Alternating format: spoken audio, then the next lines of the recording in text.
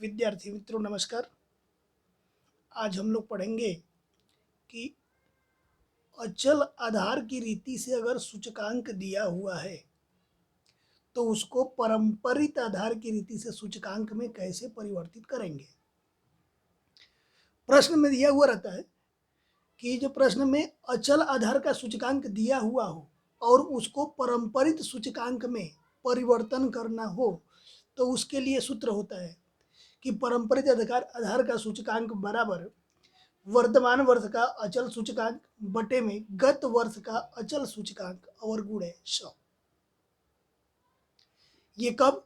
जब अचल आधार में दिया हुआ है, पारंपरिक में उसको परिवर्तित करना है, यानी अचल में दिया गया है, अचल आधार का सूचकांक दिया गया है, उसको पारंपरिक आधार में बदलना है। तब अगर पारंपरिक में दिया हुआ है उसको अचल में ज्ञात करना हो, पारंपरिक का सूचकांक दिया गया है उसको अचल का सूचकांक अगर ज्ञात करना हो तो इसके लिए सूत्र होता है कि चालू वर्ष का अचल आधार का सूचकांक बराबर चालू वर्ष का पारंपरिक सूचकांक गुणे गत वर्ष का अचल सूचकांक। देखना यहाँ पे चालू वर्ष का पारंपरिक सूचकांक यानी पारंपरिक वाले कोष्टक में देखेंगे और ये गत वर्ष का अचल सूचकांक और बटे में 100। ठीक है। अब यहाँ हम लोग एक उदाहरण दिया गया है, पेज नंबर 16 पे उदाहरण नंबर 8 दिया हुआ है, उसके बारे में पढ़ेंगे। उदाहरण 8 में देखिए आप, यहाँ पर जैसा कि आपको दिख रहा है कि एक राज्य में हुनर उद्योग के उत्पादन के निम्न दिए अचल आधार द्वारा ज्ञात किए गए सूचकांक को, ये जो सूचकांक दिया गया है यह अचल आधार का है और इसको किस में परिवर्तित करना है? पारंपरिक आधार के सूचकांक में परिवर्तित कीजिए। अचल में दिया गया है, बदलना किस में है? पारंपरिक में। इतना सूचना तो प्रश्न में दिया गया है, ये वर्ष, ये अचल आधार के सूचकांक। देखिए इसमें दो कोष्टक तो पहले से ही दिया हुआ है, एक वर्ष का कोष्टक और दूसरा अचल आधार का सूचकांक। तो हमने यही दो कोष्टक यहाँ पर बना लिया है, एक वर्ष का कोष्टक और दूसरा सूचकांक। अब देखिए सूचकांक में यहाँ पर क्या दिया गया है? 120, 132, 96, 144, 138, 108, 120, 132, 96, 144, 138 और 108। अब इस प्रश्न के अंदर देखिए कहीं भी आधार वर्ष का कोई उल्लेख नहीं है। प्रश्न की सूचना यहां से यहां तक है, आधार वर्ष का जब कोई भी उल्लेख ना हो तो क्या करते हैं? यहाँ पर आधार वर्ष का उल्लेख नहीं है, इसलिए प्रथम वर्ष का पारंपरिक सूचकांक 100 लेंगे। प्रथम वर्ष यानी जो 2009 है इसका पारंपरिक सूचकांक कितना लेंगे? 100। 100 कब लेते हैं? जब आधार वर्ष का उल्लेख नहीं होता है तब, यानी कब लेते हैं? जब आधार वर्ष प्रश्न में दिया ना गया हो। अब इसके बाद सूचकांक किस में दिया गया था? अचल आधार में, उसको बदलना किस में था? पारंपरिक आधार में। तो इसका सूत्र यही है, वर्तमान वर्ष का अचल सूचकांक। देखिए ये दिया हुआ है अचल सूचकांक बटे में गत वर्ष का अचल सूचकांक और गुणे 100। यहां देखिए आधार वर्ष का कोई उल्लेख नहीं था, हमने क्या किया? यहाँ पे 100 रख दिया। अब 2010 के लिए देखें, 2010 में वर्तमान वर्ष का अचल सूचकांक, वर्तमान वर्ष का अचल सूचकांक कितना दिया गया है? 132 और बटे में गत वर्ष का अचल सूचकांक, गत यानी इसके पिछले अचल सूचकांक कितना दिया गया? 120 और गुणे 100। जब इसका कैलकुलेशन करेंगे तो इसका आंसर हो जाएगा 110। इसके बाद अगले वर्ष के लिए देखिए 2011 के लिए, 2011 में वर्तमान वर्ष का अचल सूचकांक कितना दिया गया है? 96 बटे में गत वर्ष का अचल सूचकांक, गत वर्ष का अचल कितना? अचल सूचकांक यानी ये वाला, गत वर्ष का अचल सूचकांक कितना है? 132 और गुणे 100। 96 बटे में 132 गुणे 100, इसको जब कैलकुलेशन करेंगे तो 72.73, 72.73। इसमें देखिए ठीक उसी तरह से कितना हो जाएगा? ये 144 बटे में कितना हो जाएगा? 96 और गुणे 100। 144 बटे में 96 गुणे 100, इसका जब कैलकुलेशन करेंगे तो ये आ जाएगा 150। ये कितना हो जाएगा? 138 अपन कितना हो जाएगा? ये 144 इंटू 100, 138, 144, 95.83। ये कितना हो जाएगा 108 अपॉन कितना आ जाएगा 138, गत वर्ष यानी पिछले वर्ष वाला लेना है, 138 और इंटू 100 कितना हो जाएगा ये हो जाएगा 78.26। आप लोग कैलकुलेटर से कर लेना। यही इसका आंसर हो जाएगा। आंसर में क्या क्या लिखेंगे, 100, 110, 72.73, 150, 95.83, 78.26, इतना हो गया आंसर। ये एग्जाम्पल अपना पूरा हो गया है। देखिए एकदम इजी है ये। अब इसके बाद ये उदाहरण 8 पूरा हो गया। अब हम लोग को पढ़ना है उदाहरण 9 के बारे में।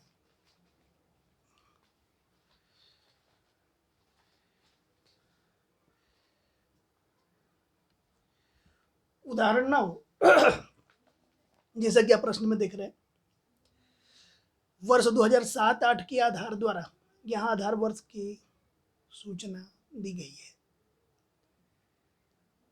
चीज वस्तुओं के थोक मूल्य के सूचकांक निम्नानुसार है। इन सूचकांकों को पारंपरिक आधार के सूचकांक में परिवर्तित कीजिए। यानी आधार दिया हुआ है, किसमें बदलना है, पारंपरिक में। आधार वर्ष दिया हुआ है, पारंपरिक में बदलना है। अचल आधार की विधि से दिया गया है, बदलना किसमें है, पारंपरिक से। अचल से किसमें बदलना है, पारंपरिक में। ठीक है। अब यहां भी दो कोष्टक है, एक वर्ष का और एक थोक मूल्य के सूचकांक का। तो ये दो कोष्टक हमने बना दिया है यहाँ पे। ये वर्ष, वस्तुओं के थोक मूल्य का सूचकांक। ठीक है। जो ये प्रश्न में डेटा दिया गया है, यही डेटा हमने यहाँ पर लिख दिया है पूरा। अब इसके बाद इसको हल करना है।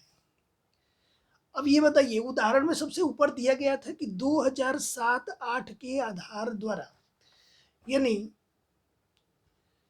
यहां वर्ष 2007-8 को आधार वर्ष मानना है, इसलिए 2007-8 का पारंपरिक सूचकांक कितना हो जाएगा, 100। ध्यान देना, आधार वर्ष किसको मानना है, 2007-8 को। तो जो आधार वर्ष का निर्देशांक होता है या सूचकांक होता है वह 100 होता है। तो वर्ष 2007-8 का सूचकांक आएगा 100, जबकि प्रश्न के अंदर 2007-8 का डेटा दिया हुआ नहीं है।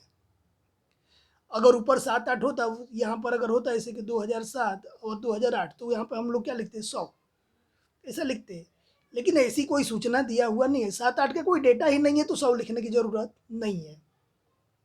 अब देखिए 2008-9 ये तो आधार वर्ष है नहीं। जब आधार वर्ष नहीं है तो इसकी सूचकांक क्या हो जाएगा, 126। ध्यान देना, आधार वर्ष का भले ही इसमें उल्लेख हुआ है, परंतु आधार वर्ष क्या है, 2007-8, और 2007-8 इसमें है नहीं, इसलिए 100 नहीं माना गया। ठीक है। आधार वर्ष के बाद का वर्ष दिया गया है कितना, 126। तो ये तो आधार वर्ष है नहीं, तो इसका सूचकांक 100 नहीं मान सकते। तो हम क्या करेंगे, जो दिया हुआ है उसी को रख लेंगे। हाँ, किससे किसमें बदलना था, अचल से पारंपरिक में। सूत्र वही पीछे वाला जो उदाहरण नंबर हम 8 में पढ़े थे।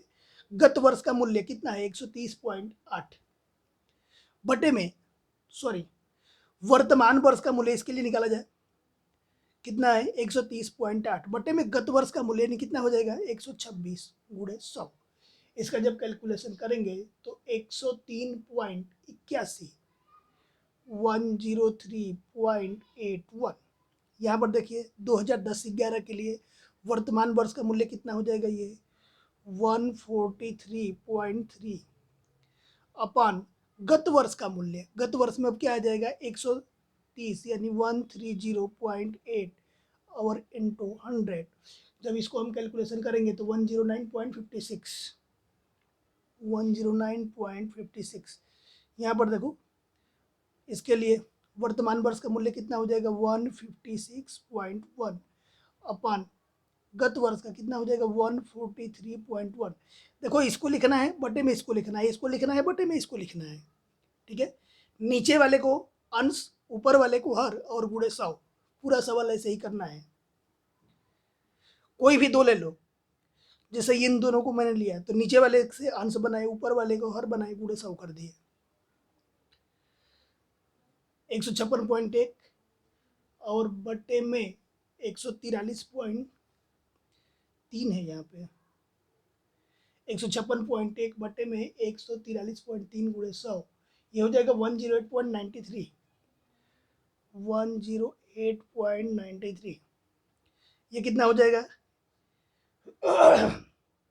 इससे क्या बनाएंगे अंश, तो 167.6, हर इसके ऊपर वाले को बनाना है 156 इंटू 1 इंटू 100, ये हो जाएगा 107.37, 107.37। ये क्या हो जाएगा 177.6, हर का क्या हो जाएगा 166.6 इंटू 100, ये क्या हो जाएगा 181 अपन कितना हो जाएगा 177 इंटू 6, 181.2 है, और इंटू 100 ये कितना हो जाएगा 177.2 अपन में 181.2 इंटू 100। ये तीन का कैलकुलेशन आप लोग करके आंसर लिख लेना है। इस तरह से उदाहरण नंबर 9 पूरा हो गया। ठीक है, अब आगे हम लोगों को पढ़ना है उदाहरण 10 के बारे में। दो उदाहरण हम लोगों ने कैसे पढ़ा? दो उदाहरण ऐसा पढ़ा कि जिसके अंदर अचल आधार का सूचकांक दिया हुआ था, उसको पारंपरिक आधार के सूचकांक में परिवर्तन करना था। परंतु दो उदाहरण नंबर 10 में पारंपरिक आधार का सूचकांक दिया हुआ है और उसको बदलना किस में है? अचल में। देखिए यहाँ पे वर्ष 2008-9 से 2015-16 तक खाद्य जन्य चीज वस्तुओं के मूल्य पारंपरिक आधार द्वारा ज्ञात किए गए सूचकांक निम्नानुसार है। इन सूचकांकों को अचल आधार के सूचकांक में परिवर्तित कीजिए। यानी इसमें क्या करना है, पारंपरिक आधार का सूचना दिया गया है और इसको किस में बदलना है? अचल में। इसके पहले हम लोग क्या कर रहे थे? अचल से पारंपरिक में बदल रहे थे। इसमें पारंपरिक दिया हुआ है ये, और इसको किस में बदलना है? अचल में। सूत्र तो मैं पहले बता चुका था, दो सूत्र थे उसमें। पारंपरिक दिया गया हो, अचल में बदलना हो तो चालू वर्ष का पारंपरिक सूचकांक बटे में चालू वर्ष के गत वर्ष का अचल सूचकांक और बटे में 100। दो कोष्टक के प्रश्न में दिया हुआ रहेगा। तो यही 2008, 9, 9, 10, 10, 11, ये जो दो कोष्टक दिया हुआ है, यही दो कोष्टक से हमने यहाँ पर बनाया हुआ है। ठीक है, जो दो कोष्टक दिया हुआ है यही हमने दो कोष्टक बनाया हुआ है। अब एक चीज और इसमें ध्यान देना है, आधार वर्ष किसको लेना है? 7-8 को। यहाँ पर प्रश्न में दिया हुआ है कि आधार वर्ष किसको लेना है? 2007-8 को। और आधार वर्ष का सूचकांक हमेशा हम क्या मानते हैं? 100 मानते हैं। यानी वर्ष 2007-8 का सूचकांक, ठीक है, वर्ष 2007-8 का सूचकांक कितना हो जाएगा? देखिए आधार वर्ष किसको मानना है? 2007 और 8 को। और आधार वर्ष 2007-8 का सूचकांक कितना हो जाएगा? 100। अब देखिए इस प्रश्न में भी यहाँ पर 2007 और 8 नहीं है, तो इसलिए 100 लिखेंगे नहीं, क्योंकि 100 तो 2007-8 के सामने लिखना था, 2007-8 तो है ही नहीं। तो यहाँ पर पहले वाले में हम क्या करेंगे? जो है उसी को लिख देंगे। कितना हो जाएगा? 134.8। 100 नहीं लिखना है, 100 किसके सामने लिखना था? 7-8 के। 7-8 तो इसमें है नहीं। हमेशा याद रखना आधार वर्ष का सूचकांक क्या होता है? 100 होता है। आधार वर्ष का सूचकांक हमेशा 100 होता है। आधार वर्ष किसको लेना था? 2007-8 को। तो 7-8 का सूचकांक कितना होना चाहिए? 100। 100 किसके सामने लिखते हैं? 2007-8 के। 2007-8 इसमें है नहीं, इसलिए 100 का काम पूरा हो गया। 100 लिखना नहीं है। अब यहाँ से शुरू करें। 8-9 सबसे फर्स्ट आया, पहला समय है। सूचकांक कितना आएगा? 134.8, जो है वही रहेगा। अब यहाँ से देखिए ये पारंपरिक दिया हुआ है, याद रखना। ये कौन सा सूचकांक दिया गया है? पारंपरिक। और ये क्या निकाल रहे हैं? अचल। सूत्र पर रखते जाए, थोड़ा सा ध्यान से करना है इसको। चालू वर्ष का पारंपरिक सूचकांक, इसमें चालू वर्ष का पारंपरिक सूचकांक कितना दिया हुआ है? पारंपरिक वाला है ना, पारंपरिक कहा जाए तो इसमें देखने का। चालू वर्ष का पारंपरिक सूचकांक कितना है? ये 115.28। यहाँ गुणे है तो गुण है। गत वर्ष का अचल, अचल कहा जाए तो ये कोष्टक में देखने का। यहाँ देखो अचल आधार का है। गत वर्ष का अचल सूचकांक कितना हो जाएगा? 134.8। गत वर्ष का अचल सूचकांक हो गया। बटे में 100, इन दोनों को गुणा करके 100 से भाग। जब इसका आंसर हम निकालेंगे तो कितना हो जाएगा 155.40, 155.40। अब इसमें देखें 2010-11 के लिए सूत्र देखते चले। चालू वर्ष का पारंपरिक सूचकांक, चालू वर्ष का पारंपरिक सूचकांक यानी यही वर्तमान वर्ष का कितना हो जाएगा, ये 115.57 गुणे गत वर्ष का अचल सूचकांक। गत अचल कहा जाए तो किसी में देखने का, इसी में देखने का। गत यानी ठीक ऊपर वाला, ठीक ऊपर वाला अचल सूचकांक कितना आया था 155.40 बटे में 100। जब इसका कैलकुलेशन करेंगे तो 1 हो जाएगा 179.60। यहाँ पर देखिए फिर सूत्र में चालू वर्ष का पारंपरिक सूचकांक, पारंपरिक यानी ये वाला, चालू वर्ष का पारंपरिक सूचकांक कितना है 107.29। इसके बाद गत वर्ष का अचल, अचल कहा जाए तो ये वाला कोष्टक में गत वर्ष का कितना आया 179.60 बटे में 100। जब इसका कैलकुलेशन करेंगे तो ये हो जाएगा कि 192.69।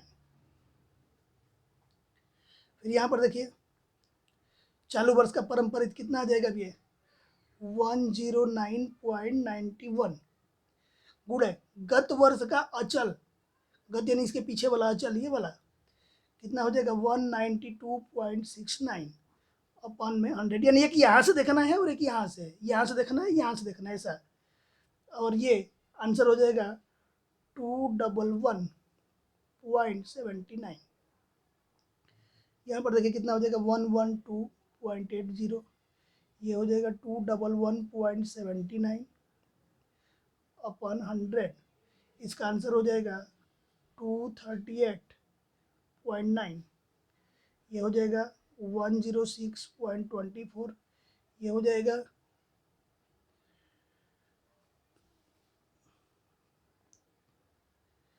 कितना, ये हो जाएगा 238.9 अपन में 100, 238, ये हो जाएगा 253.81, ये कितना हो जाएगा 102.48 इंटू कितना हो जाएगा 238.9 अपन 100। इसका आंसर हो जाएगा 260.10। ये आंसर है यहाँ से। ठीक है, इस तरह उदाहरण 10 पूरा हो गया। अब होमवर्क में 1.2 रहेगा, पेज नंबर 18 पे दिया गया है, पेज नंबर 18 और 19 पे दिया गया है 1.2। इसको आप लोग सॉल्व करोगे। उसमें भी अचल दिया हुआ रहेगा, पारंपरिक ज्ञात करना है। किसी प्रश्न में पारंपरिक दिया हुआ है, अचल ज्ञात करना है। कोई प्रॉब्लम हो तो मुझे कमेंट करना। फिर अब देखिए यहाँ से अब हम लोग एक नया चीज सीखने जा रहे हैं। सूचकांक की गणना करने के लिए विशिष्ट सूत्र, और इसमें 100% ये जो 3 सूत्र के नाम आ रहे हैं, बोर्ड के एग्जाम में सेक्शन एफ में इन सूत्रों पर सवाल पूछे ही जाते हैं, हर साल पूछे जाते हैं। कक्षा 12वीं में प्रथम परीक्षा में, द्वितीय परीक्षा में और वार्षिक परीक्षा में इन तीनों सूत्रों पर सवाल पूछे ही जाते हैं। ठीक है, तो सूचकांक की गणना के लिए जो विशिष्ट सूत्र है, ये विशिष्ट सूत्र कितने होते हैं तो 4। पहले को कहते हैं भारित औसत की विधि। ठीक है, भारित औसत की विधि से सूचकांक का सूत्र क्या होता है सिग्मा IW बटे में W, जिसमें ये W क्या है, W को हम कहते हैं महत्व या भार। W को हम क्या कहते हैं महत्व या भार। सूत्र याद रखना सिग्मा IW बटे में सिग्मा W। अब इसको कैसे अपने समझे, एक छोटा सा उदाहरण हम लोग समझते हैं कि यदि आज नमक 20 रुपये किलो है और ये नमक 20 रुपये से, ये नमक 20 रुपये से 80 रुपये किलो हो जाए, ठीक है, नमक का भाव 20 रुपये है, 20 रुपये से 80 रुपये किलो हो जाए, लगभग 400% बढ़ जाए। और दूसरा एक वस्तु ले ले, जैसे मान लो आलू का भाव 25 रुपये किलो है, ठीक है, और इसका भाव 25 से बढ़ करके 25 से बढ़ करके और इसका भाव जैसे मान के चलो कि 35 रुपया हो जाए किलो पे, इसके भाव में कितने की वृद्धि हुई? वृद्धि हुई है 20 से 80 हुआ है, यानी लगभग 60 रुपये का। इसमें कितने की वृद्धि हुई है? 10 रुपये का। अब आप ये समझो कि अपने ऊपर कौन सी महंगाई ज़्यादा प्रभावित करेगी, नमक वाली या आलू वाली, ठीक है। तो देखो, अगर एकदम छोटे बच्चों की तरह अगर हम लोग सोचे तो अपना जवाब ये आएगा कि नमक 20 रुपये था, हो गया कितना 80 रुपये किलो पर 60 रुपया बढ़ा हुआ है, तो इसलिए ये महंगाई ज़्यादा प्रभावित करेगी। परंतु हम लोग कॉमर्स के विद्यार्थी हैं, थोड़ा सा माइंड दौड़ाए और सोचे। इसमें देखिए आलू का भाव कितना है? 25 रुपया, बढ़ कर के कितना हुआ? 35 रुपया। अब किलो के ऊपर कितना बढ़ा? 10 रुपया। ये किलो पर कितना बढ़ा? 60 रुपया। परंतु ध्यान रखना, परंतु परंतु का मतलब क्या होता है? जहां बोला जाए पीछे वाली बात खत्म। तो यहाँ मैं परंतु बोल रहा हूँ, नमक महीने में सिर्फ लगभग 1 किलो खरीदा जाता है और आलू महीने में लगभग 20 किलो लग जाते हैं। एक मीडियम फैमिली में 5-7 लोगों की परिवार हो तो देखिए, 10 रुपये बढ़ा था, 20 किलो खरीदेंगे, कितना लगेगा? 200 रुपया देना पड़ेगा ज़्यादा। और 1 किलो खरीदना है तो इसमें कितना देना पड़ेगा ज़्यादा? 60 रुपया। तो कॉमर्स के विद्यार्थी हैं, कौन सताएगा अपने को? ये 200 रुपया। 200 रुपया किस में जा रहा है? आलू में। अब ये आलू में पैसा कम बढ़ा, परंतु ये अपने को प्रभावित ज़्यादा किया। इस शब्द को हम क्या कहते हैं? महत्व कहते हैं। महत्व यानी किस वस्तु के ऊपर कितना वेट दिया जाए, कौन सी वस्तु कितना खरीदते हैं, वो हमारे जीवन को किस प्रकार प्रभावित करती है, उस शब्द को महत्व से प्रदर्शित करते हैं, जिसको इंग्लिश में डब्ल्यू कहा जाता है। डब्ल्यू से प्रदर्शित करते हैं। डब्ल्यू को तो हम लोग इसके पहले वेट से जानते आए हुए हैं, ठीक है। तो ये हम महत्व को समझाएं कि महत्व अपने को इस प्रकार प्रभावित करता है। अब एक चीज़ और देखें, ये 3 सूत्र है, ये लास्पियर, पासे, पीसर, फिशर। अब ये बताओ कि हम लोग पहले से ही जानते हैं, कहीं भी अगर भाव की बात किया जाए, भाव को इंग्लिश में क्या कहते हैं? प्राइस कहते हैं, ठीक है। और मात्रा को इंग्लिश के अंदर कहीं भी मात्रा होती है तो उसको इंग्लिश में क्या कहते हैं? क्वांटिटी कहते हैं, ठीक है। अब देखो, मात्रा को हमेशा पी से प्रदर्शित करते हैं, क्वांटिटी को किससे प्रदर्शित करते हैं? क्यू से, ठीक है। भाव को किससे? पी से। मात्रा को किससे? क्यू से। इतना याद रखना, कहीं भी भाव आ गया किसे प्रदर्शित करेंगे? पी से, और मात्रा आ गया किसे प्रदर्शित करेंगे? क्यू से। अब एक चीज और इसके पहले बता दिया हूं आप लोगों को कि आधार वर्ष के लिए 0 लगाते हैं। आधार वर्ष के लिए क्या लगाते हैं? 0। और वर्तमान वर्ष के लिए क्या लगाते हैं? 1। अब देखो, वर्तमान वर्ष का मूल्य दिया है, मूल्य या भाव एक ही होता है, हम क्या लिखेंगे? पी। वर्तमान वर्ष है तो क्या लिखेंगे? 1। वर्तमान वर्ष की मात्रा, मात्रा यानी क्या हो जाएगा? क्यू, तो यहाँ लिख देंगे क्यू। वर्तमान वर्ष है तो 1। आधार वर्ष का मूल्य, मूल्य यानी हो जाएगा पी। आधार वर्ष है तो क्या लिखेंगे? 0। आधार वर्ष की मात्रा यानी क्यू 0, ठीक है। तो ये P1 क्या है? देखो, P क्या है? मूल्य है, भाव है। वन यानी वर्तमान वर्ष का। अब इस तरह हम लोग अलग अलग समझे। उदाहरण के रूप में हमने Q1 लिख दिया। वन क्या है? वर्तमान वर्ष है। Q क्वांटिटी, मात्रा, वर्तमान वर्ष की मात्रा। Q0, जीरो का मतलब आधार वर्ष है। Q का मतलब मात्रा, क्वांटिटी, मात्रा, आधार वर्ष की मात्रा। यहाँ P1 लिखा है। वन का मतलब वर्तमान वर्ष, P यानी भाव या मूल्य, वर्तमान वर्ष का मूल्य। तो इसे समझ में आ जाएगा। किसको किसको समझना है? P0 को, P1 को, Q0 को, Q1 को। जीरो आधार वर्ष, P यानी मूल्य, आधार वर्ष का मूल्य। वन वर्तमान वर्ष, P यानी मूल्य। Q आधार वर्ष, Q0, जीरो यानी कि आधार वर्ष, Q यानी मात्रा। Q1, वन यानी वर्तमान वर्ष, Q यानी मात्रा। ठीक है। अब यहां पर तीन सूत्र, एक सूत्र तो मैं बता दिया कि सिग्मा आई डब्ल्यू बटे में सिग्मा डब्ल्यू। ठीक है। किसका सूत्र है? भारित औसत की विधि। भारित औसत की विधि कभी भी कहा जाए तो उसमें बस सिग्मा आई डब्ल्यू बटे में सिग्मा डब्ल्यू भारित औसत की विधि है। अब ये तीन सूत्र अपने को लिखना है। ये होता है लास्ट पेयर का सूत्र का सूचकांक। ये लास्ट पेयर का सूचकांक आई एल, एल यानी लास्ट पेयर, आई यानी निर्देशांक, इंडेक्स नंबर या सूचकांक। इसका सूत्र होता है कि सिग्मा P1 Q0 बटे में सिग्मा P0 Q0 और गुणे 100। ठीक है।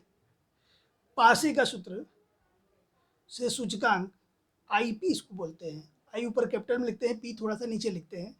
IP बराबर सूत्र होता है कि सिग्मा P1 Q1 बटे में सिग्मा P0 Q1 और गुणे 100। फिशर का सूत्र होता है IF बराबर करड़ी में IL इंटू IP। ठीक है।